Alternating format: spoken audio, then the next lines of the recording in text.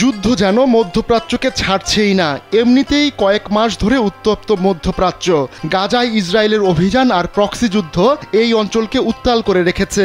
আবার উপসাগরীয় অঞ্চলে ইয়েমেনের বিদ্রোহী গোষ্ঠীর হামলা সাগর পথে বাণিজ্যকে ঝুঁকিতে ফেলেছে।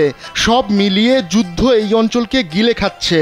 এসবের মধ্যে এবার মহড়ার মাধ্যমে সামরিক শক্তি প্রদর্শন করল সৌদি আরব। এখন মধ্যপ্রাচ্যের সব দেশই চাইছে সামরিক শক্তি বাড়াতে। সৌদি আরবও চায় রণকৌশলে নিজেদের পারদর্শী করে তুলতে। এ নিয়ে যুক্তরাষ্ট্রের সঙ্গে চলছে দর কষাকষি। প্রায়ই বিভিন্ন গণমাধ্যমে শোনা যায় এই বুঝি সামরিক চুক্তিতে পৌঁছল সৌদি আরব যুক্তরাষ্ট্র। কিন্তু শেষ পর্যন্ত হচ্ছে করেও আলোর মুখ দেখছে না এই সামরিক চুক্তি। যমুনা রেফ্রিজারেটর, খাবার ফ্রেশ তো লাইফ জম্পেশ। চুক্তি হোক বা না হোক, এবার মক্কায় সামরিক প্যারেড করেছে সৌদি আরব। মুসলিমদের কাছে অত্যন্ত পবিত্র এই মক্কা নগরী। আবার এখন পবিত্র জিলহজ মাস চলছে। এ মাসেই পবিত্র হজ অনুষ্ঠিত হবে।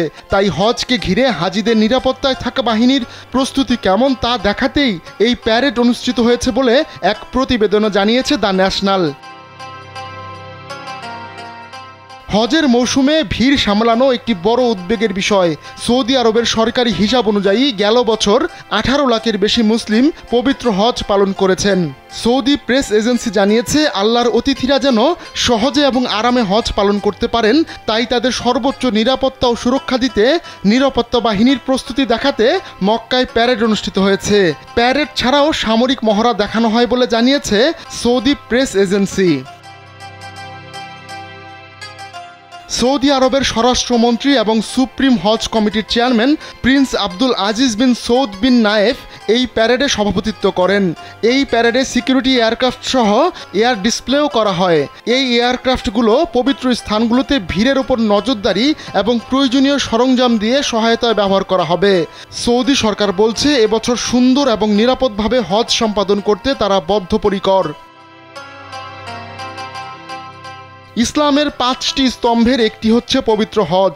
এটি একটি আর্থিক ইবাদত, অর্থাৎ আর্থিক ও শারীরিক সামর্থ্য থাকা প্রত্যেক মুসলিম নরনারীর উপর হজ ফরজ। প্রতি বছর বিভিন্ন বর্ণ, গোত্র ও অঞ্চলের মানুষ পবিত্র হজ পালন করতে মক্কায় যান। সেখানে গিয়ে তারা আল্লাহ তাআলার সান্নিধ্য লাভের চেষ্টা করে। পাশাপাশি এটা মুসলিমদের জন্য আধ্যাত্মিক সফরও বটে। আহমদুল্লাহ শিকদার, কালবেলা ডেস্ক।